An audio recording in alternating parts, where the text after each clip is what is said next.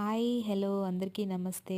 ఈరోజు ఒక టేస్టీ గుంత పొంగనాలు రెసిపీ అనేది షేర్ చేశానండి. చాలా చాలా టేస్టీగా ఉంటుంది. రాగి పిండి ఉంటుంది కదా, మనం రాగి దోశ వేసుకోవడానికి ఆ బ్యాటర్లో ఆల్రెడీ నేను సాల్ట్ యాడ్ చేసుకునే ఉన్నాను ఇందులో.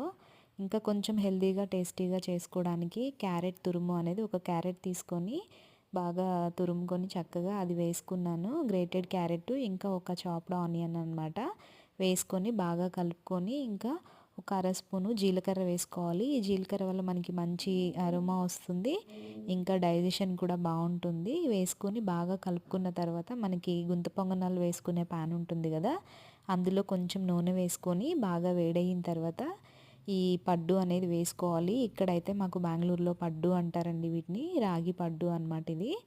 నేను ఈ బ్యాటర్ అనేది రాగి పిండి ఎలా ప్రిపేర్ చేసుకోవాలో ఫుల్ వీడియో లింక్ అనేది డిస్క్రిప్షన్లో ఇస్తాను. ఇంట్రెస్ట్ ఉన్న వాళ్ళు చెక్ చేయండి. చూడండి, ఇంక ఇలా బాగా వేడెక్కిన తర్వాత ఆయిల్ వేసుకొని బాగా సిమ్లో పెట్టుకొని ఇవి వేగడానికి కాలడానికి కొంచెం టైం పడుతుంది. మనం కాస్త ఓపిక్గా సిమ్లో పెట్టుకొని మూత పెట్టేసి కాల్చుకోవాలి రెండు వైపులా.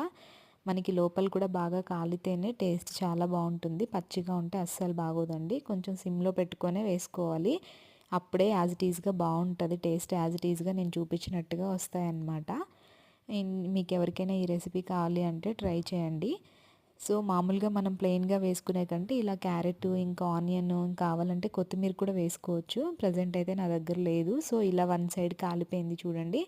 నెక్స్ట్ టైంకి నేను ఫోర్క్తో టర్న్ చేసుకున్నాను. ఇంకా ఇది కొంచెం కాలాలి అనమాట, అందుకే నేను మళ్ళీ లాస్ట్లో తీస్తాను. ఓకే, వీడియో నచ్చితే లైక్ చేయండి, share and subscribe to channel.